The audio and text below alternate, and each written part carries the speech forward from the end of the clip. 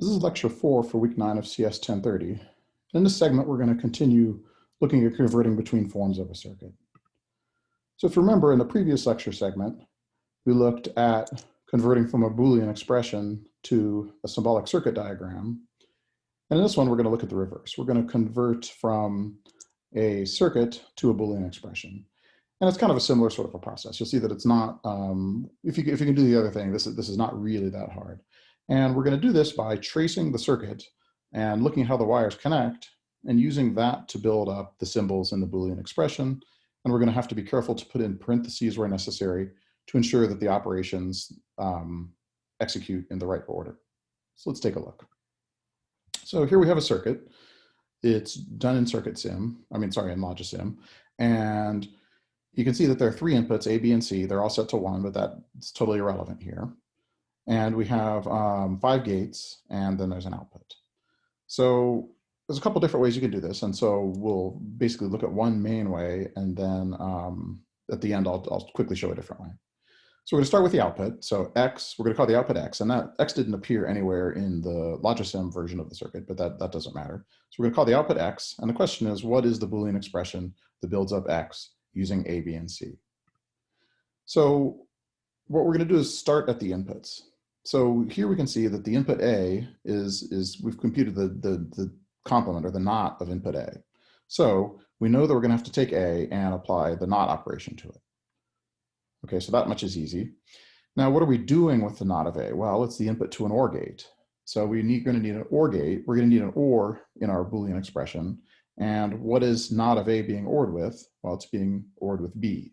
So we can now write not A or B, and we're going to put that in parentheses. And the reason we're going to put it into parentheses is we want that to execute first. And the reason we know that it needs to execute first is that these are things that are connected up directly to the inputs. So this is sort of the first thing the circuit does, or one of the first things the circuit does. And something you might ask is, why do we not need parentheses around the not part of this? This is a small Boolean expression here, the not of A. And the reason we don't is that it's always commonly understood that that the not operation executes first, and then the not of A is what we're ORing with B. So since that's understood, we don't need the parentheses. You could put the parentheses there, it wouldn't be wrong, but we don't need them, and it would just make the expression sort of messier to read.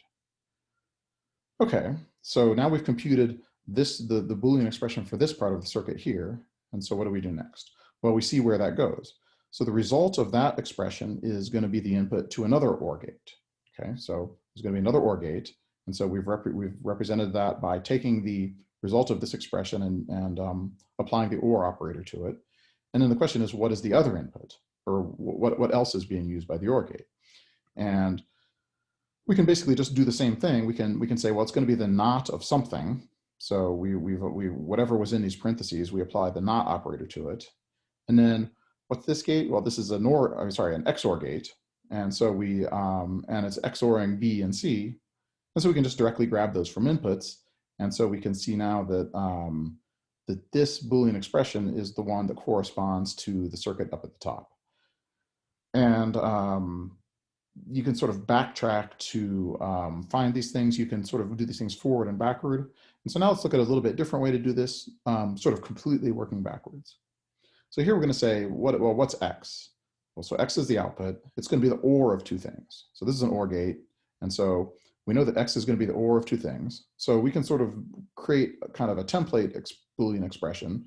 We just say that X is the OR of 2 things that we don't know yet. And now we're going to go look at what they are. And the way we figure out what they are is by following the wires backwards. So now we'll follow this wire backwards. And so the first input to the top level OR gate is going to be the OR of 2 other things. Okay, and so we've sort of represented that here. And the other input to the top level OR gate is going to the not of the XOR of some things. And so we know now that we have something and something XORed, and we're going to compute the not of that, and that computes the other input to the top level OR gate for this circuit. So now we're left with some question marks still, and so we have to keep following wires backwards. And so the top input to the second level OR gate is going to be what? It's going to be the not of A, and so we can fill that in. The other input is just B, So we can see that V is the input. And now we need the inputs to the XOR gate. We can see that they just go directly connect to the inputs B and C. And if this is a more complicated circuit, you'd have to keep following it further.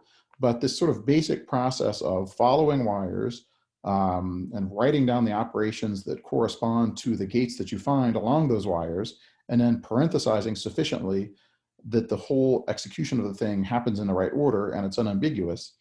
This sort of process works for any kind of a circuit that you'll get. You'll just spend longer doing it if it's a more complicated circuit.